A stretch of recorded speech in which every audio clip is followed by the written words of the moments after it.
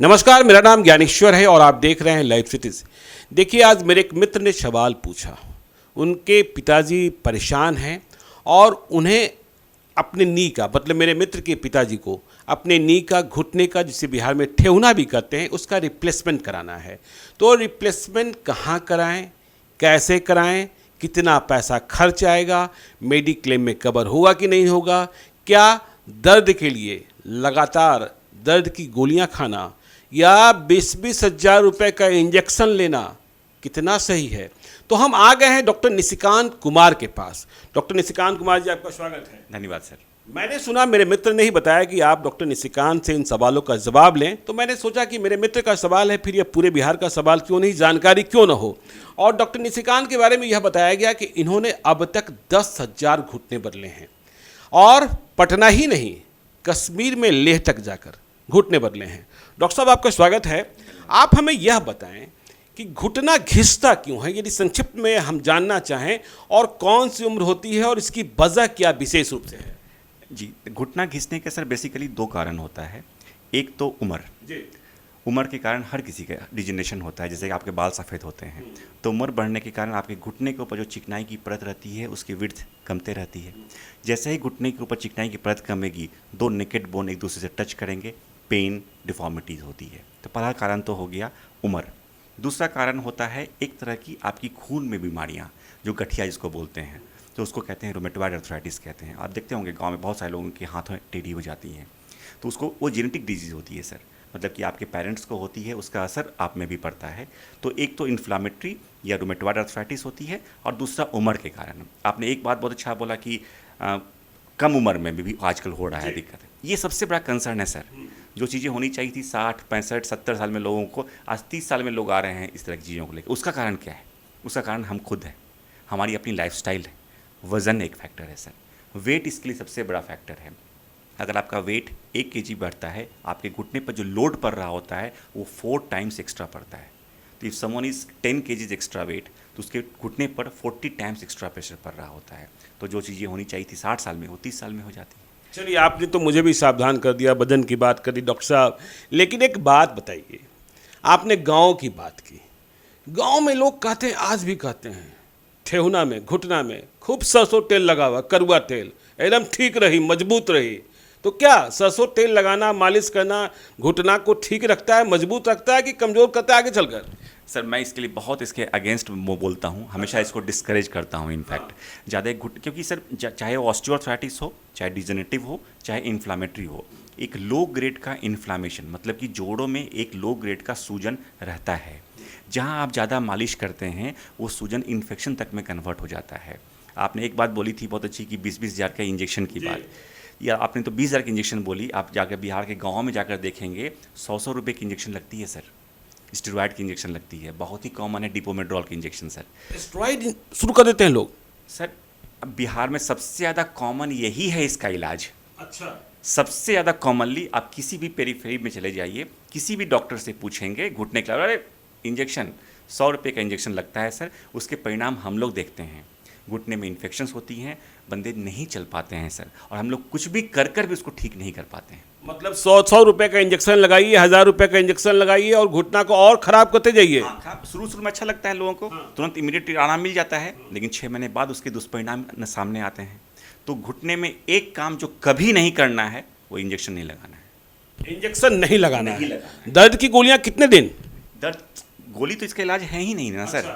इसका इलाज दो ही है, यादर एक्सरसाइजेस, कसरत, अपनी कुछ लाइफस्टाइल मॉडिफिकेशंस, कुछ काम करने में सावधानियां बरतना, या operation.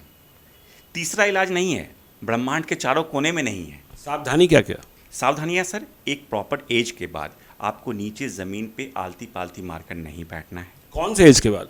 After 50 years, this is my cut off. हम अपना कट ऑफ रखते हैं 50 ईयर्स के बाद, हर किसी को मैं करता हूँ, लेकिन उसके लिए और दिक्कत दिखना पड़ता है। अगर किसी का वेट ज़्यादा है तो हम उसको पहले भी वार्न कर देते हैं। डॉक्टर साहब, बिहार में पालथी मारकर पंगत में खाएंगे नहीं तो काम कैसे चलेगा, क्या उपाय है? तो हाँ sir, as the age progress, जैसे जैसे आपकी आगे उम्र बढ़ती है, आपको अपने जीवन में कुछ ना कुछ बदलाव लाने पड़ते हैं, वरना नेचर बदलाव करता है और वो आपके लिए सही नहीं होता है। अच्छा। इसलिए ये सब चीज़ें, जैसे नीचे ज़मीन पे आलती पालती मार कर बैठना, नीचे बैठकर इंडियन टॉयलेट का यूज़ ना करना, कमोड का यूज़ करना। और मैं हमेशा बोलता हूँ लोगों को कि आपको अपनी घुटने से नीचे वाली चीज़ों की हाइट पर नहीं बैठनी चाहिए। जैसे कि चेयर पर बैठ गए, स्टूल पर बैठ गए, सही है।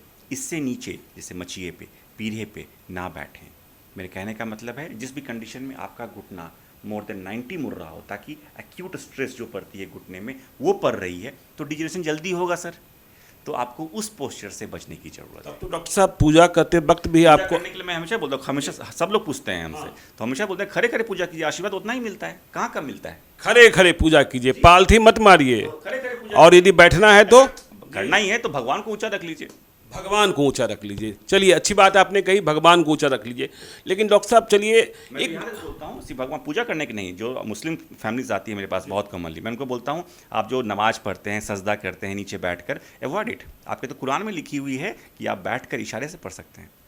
चलिए डॉक्टर साहब, एक और चीज़ें होती है गांव में। आपने कहा कि स्टेरॉइड देखिए कितना घातक है, हमने कोरोना में देखा है। स्टेरॉइड तो सर आप इंजेक्शन की बात कर दिए, आप गांव में जाकर देखिएगा सर, सब हम लोग उसी परिवेश से आते हैं, वहाँ पुड़िया चलती है सर, पुड़िया चलती है। पुड़िया चलती है। चलिए, दर्द की पुड़िया चलती है। लेकिन एक और चीज़ हम देखते हैं, लोग क्या करते हैं ना कि जब ठेहुने में दर्द हुआ या एरी में दर्द हुआ, लोग टक टक कराने वाले के पास पहुंच जाते हैं और मान लेते हैं कि एकदम ठीक हो गया, मतलब ये टक टक कर गया तो ठीक है। बोन सेटर्स, हाँ। बोन सेटर्स के पास ये सभी बहुत बड़ी भ्रांतियां हैं सर। ये सब क्या कर, देखिए आप भी समझते हैं जब एज बढ़ती है तो गठिया तो हुआ ही, घुटना में गठिया बढ़ा ही, आपकी हड्डियां भी कमज़ोर हो रही होती हैं विथ एज। जहाँ उसका कीजिएगा, फ्रैक्चर लेकर आइएगा हमारे पास। चलिए, फ्रैक्चर लेकर आ जाते हैं लोग। लेकिन अब हम पूछते हैं बिहार, अब तो आप पटना को सेवा दे रहे हैं, कहीं कई जगहों पर और जाते हैं, पहले आप लेह गए और कहाँ कहाँ गए।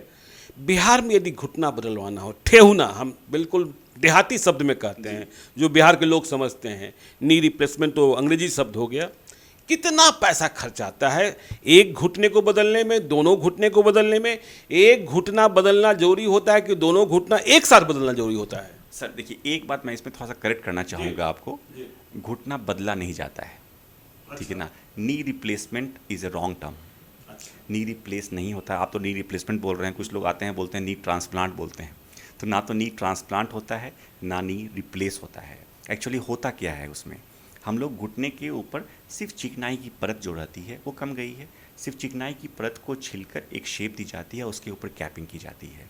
ये नी रिप्लेसमेंट नहीं होती। रिप्लेसमेंट करते हैं जब पूरा हड्डी हटाए, वो तब करते हैं जब कहीं फ्रैक्चर्स हो जाए, कुछ ट्यूमर हो जाए।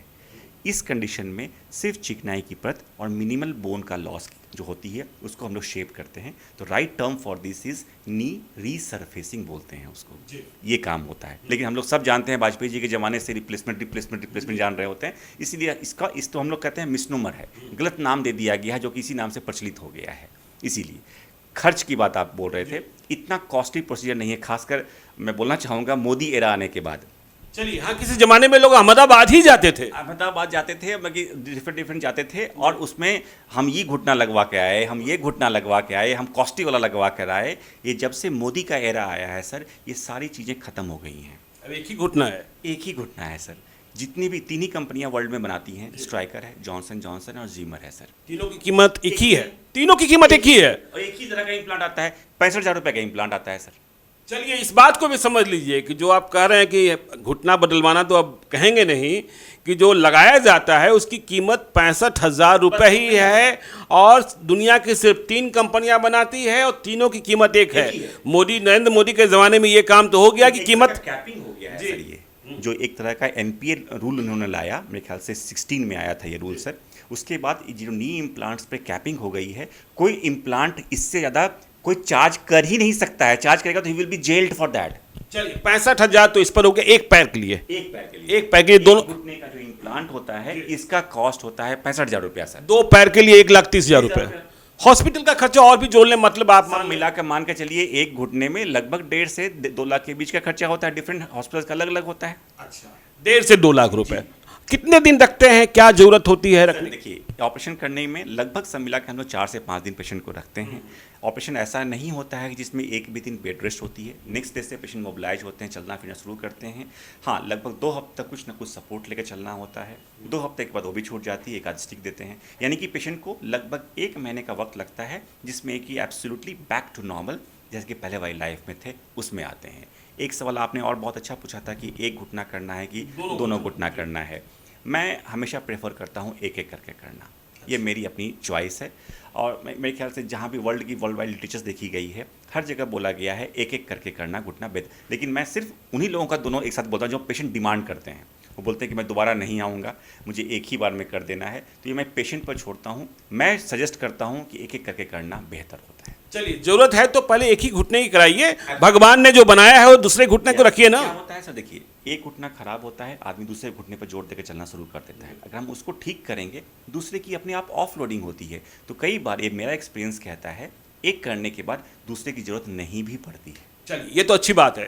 डॉक्टर साहब, 4 लाख रुपए यदि हम मान लें दोनों घुटने के लिए, एक घुटना के लिए 2 लाख रुपए या 1.5 लाख रुपए, जो भी आपने कहा, मेडिक्लेम में कवर होता है कि नहीं? बिल्कुल मेडिक्लेम में कवर होता है सर। जितनी सीजीएस के हैं, ईसीएचएस के हैं, जितनी सारी संस्थाएं हैं, सब में कवर होती है सर। सब में कवर होती है, लेकिन ऐसा आयुष्मान भारत आप देख लीजिए, उसमें भी कवर होती है सर। लेकिन कई लोग ऐसा करते हैं कि जब घुटने में दर्द होने लगता है, डॉक्टर कह देते हैं कि नहीं अब इसका इलाज कराना है, तब वे मेडिक्लेम कराते हैं। क्या तुरंत मिल जाएगा क्या? नहीं मिल पाता है सर, यही दिक्कत होती है। कम से कम जो नियम है, कोई भी इलेक्टिव चीज़ों के लिए आपको कम से कम 2 साल का प्रीमियम देना पड़ता है, तभी आप जैसे कि एक्सीडेंटल केसेस में तुरंत मिल जाती है मेडिक्लेम में।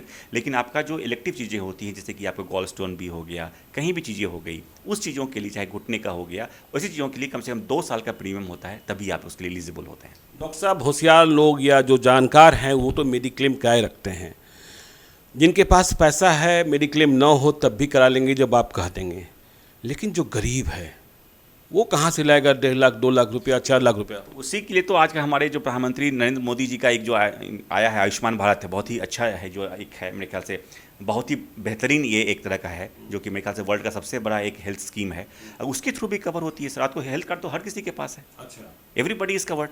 मतलब गरीब आदमी भी है तो उसका इलाज हो जाएगा, पैसा नहीं लगेगा? बिल्कुल हो जाएगा सर, 100% हो जाएगा, कोई दिक्कत नहीं है। लेकिन कोई पैसा नहीं? कोई पैसा नहीं, लेकिन उसमें पैसा इसमें इशू नहीं है सर। हाँ। सही होना इशू है। अच्छा, सही होना चाहिए, सही हाथों से होना चाहिए, जो कारीगर है वो अच्छा होना चाहिए। पिछले 1 महीने में कितने घुटने आपने? सर लगभग यहाँ पर जो बिहार में मैं कर रहा हूँ, लगभग 100 के करीब डेली का मैं महीने में करता हूँ सर। महीने में 100 कर रहे हैं। चलिए, आपको बहुत बहुत शुभकामनाएं। आप बिहार की सेहत को ठीक रखें। तो आप देखते रहिए लाइव सीरीज को। मुझे लगता है कि जो नी रिप्लेसमेंट तो अब कहा जाना ठीक नहीं होगा, डॉक्टर साहब ने जितना ज्ञान मुझे दे दिया है, लेकिन ठेवना और घुटना के बारे में जो जानकारी हमने आपको शेयर करने की कोशिश की है, आप भी इसका लाभ उठाएंगे। आप देखते रहिए लाइव सीरीज को। यदि अब तक आपने हमारे यूट्यूब चैनल लाइव सीरीज को सब्सक्राइब नहीं किया है तो जरूर कर लीजिएगा। और यदि इस वीडियो को आप फेसबुक पेज के माध्यम से देखें तो पेज को लाइक कीजिएगा, ट्विटर पर भी हमें फॉलो कीजिए। धन्यवाद।